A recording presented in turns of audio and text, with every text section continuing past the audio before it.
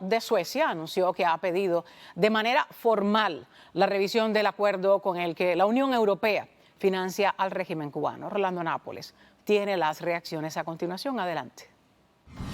Hola, sí, muchas gracias. Y este anuncio se da justo después de la visita que hiciera a la isla el representante para los derechos humanos de la Unión Europea. Un viaje cuestionado por activistas y familiares de los presos políticos en Cuba, porque aseguran que el régimen le mintió sobre el tema de los presos políticos. Suecia pidió un debate en la Unión Europea para revisar el acuerdo de diálogo político y cooperación con Cuba.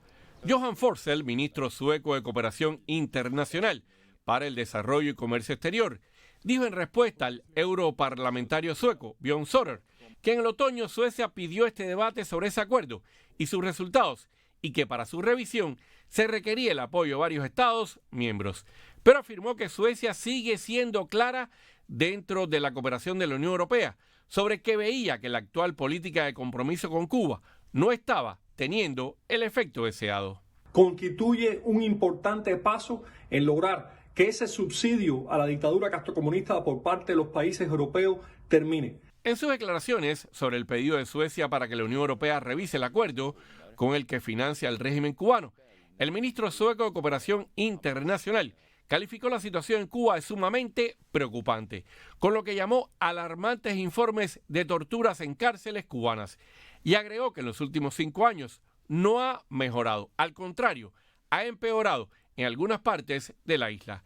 Johan Forssell también aseguró que Suecia trabaja dentro de la Unión Europea para garantizar que los fondos financieros del acuerdo no vayan a actores estatales, de forma que favorezca al régimen cubano. Esta petición formal de Suecia, pidiendo también el apoyo de otros países europeos, marca un momento importante y en clara solidaridad con el pueblo dentro de Cuba y con su resistencia. Creo que los acontecimientos de los últimos días, el asesinato del preso político Luis Barrios, el fracaso de la visita de Gilmore a Cuba, contribuyen a que el tono europeo hacia el régimen comunista de Cuba se siga fortaleciendo. Un éxito de la Asamblea de la Resistencia Cubana, porque el gobierno de Suecia informó de que ese acuerdo no había producido los resultados esperados, que por el contrario, la situación de los derechos humanos en Cuba, en lugar de mejorar, había empeorado, incluso que habían informes alarmantes de torturas y maltratos en las cárceles de Cuba. El anuncio de que Suecia solicitaba el debate en la Unión Europea para revisar el acuerdo con el régimen de la isla aparece después de la visita que hiciera a Cuba Eamon Gilmore, representante de la Unión Europea para los Derechos Humanos, durante la cual se reunió con algunos familiares de los presos políticos, pero en sus encuentros con funcionarios del régimen, estos le negaran precisamente la existencia de esos presos políticos. Especialmente yo, junto a los demás familiares que fuimos, le expresamos nuestro dolor y nuestro sufrimiento, la que el régimen nos tiene sometido solo por nuestros familiares ejercer sus derechos y libertades. En este caso de Lázaro Yuri Valle Roca, quien por ser periodista independiente y ejercer su libertad de prensa, fue llevado impunemente a una cárcel en el que hasta el día de hoy el régimen lo mantiene en situaciones difíciles y graves de salud.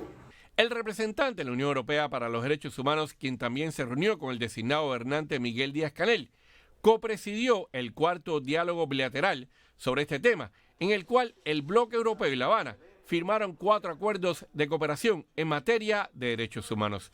Gilmore afirmó que con los funcionarios del régimen abogó por la liberación de los presos políticos, mientras ese régimen no dejó de arrestar activistas durante esta visita a la isla. Nosotros pusimos esperanza en el relator Jim Morell, que a través de esta visita él pudiera lograr para los prisioneros políticos su inmediata liberación. Y por cierto, familiares de los presos políticos en Cuba también dijeron que el régimen le mintió al alto representante para los derechos humanos de la Unión Europea cuando dijo que a estos presos políticos no solo no los maltrataban, sino también supuestamente tenían toda la atención médica en las prisiones. Rolando Nápoles, América Noticias.